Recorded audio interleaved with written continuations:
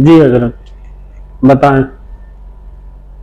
حاجی صاحب آپ کے کہنے کا مطلب یہ ہے کہ انسان اس دور میں ایک فیشن سمجھ رہا ہے، کھڑے ہو کر کھانا، کھڑے ہو کر پینا، کھڑے ہو کر پیشاب کرنا، اور جی شریعت کی جو بھی بات ہے، جو بھی حکم ہے، شریعت کے ہر حکم میں بے شمار حکمتیں پوشیدہ ہیں۔ میں اگر گنتی لگاؤں 1 2 3 جی نہیں، بے شمار حکمتیں پوشیدہ ہیں۔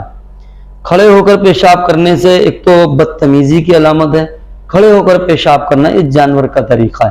ایک بات میں آپ کو دوں، کہیں کہیں کبھی کبھی دیوار پر ایک لیبل لگا ہوا ہوتا ہوا، آپ نے دیکھا ہوگا کہ گدھا موت رہا ہے، جی تو یہ لفظ دنیا میں استعمال کیا گیا ان کے لیے، یعنی کھڑے ہو کر موتنا یہ گدھے اور جانوروں کا طریقہ ہے۔ جی اس سے انسان اپنے آپ کو ناپاکی سے بھی نہیں بچا سکتا ہے۔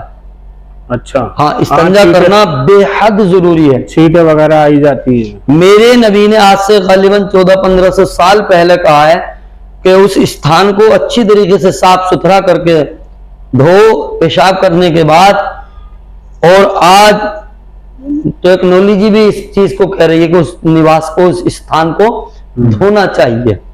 تو استنجا کر کے رہنا، پاک صاف رہنا یہ بے حد ضروری ہے۔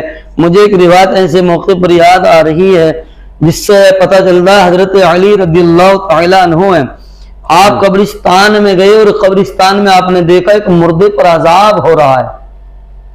آپ نے اللہ رب العزت کی بارگاہ میں اپنے مبارک نورانی ولایت والے ہاتھوں کو اٹھایا اور کہا مولا اس مردے پر عذاب کیوں ہو رہا ہے؟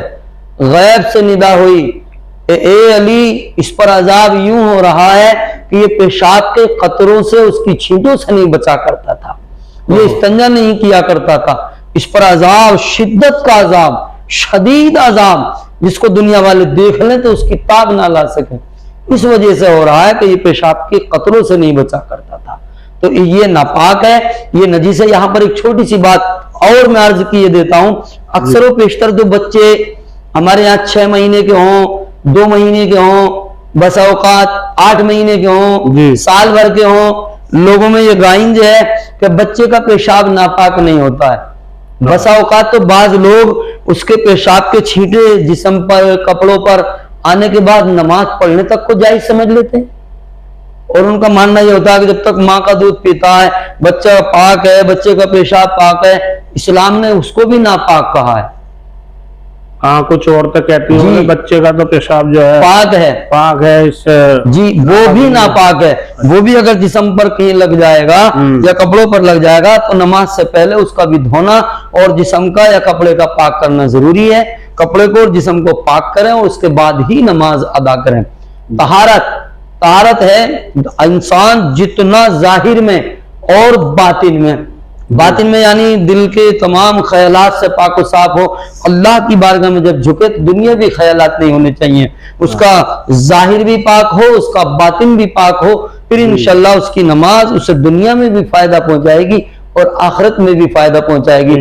بہت ساری روایتیں ہیں اس کے تعلق سے، میں نے آپ کو بہت مختصر بتائی ہے کہ پیشاب کے قطروں سے ہر حال میں بچنا چاہیے، ہر حال میں اس سے بچنا چاہیے۔ وہ ناپاک تھا، ناپاک ہے، ناپاک ہی رہے گا۔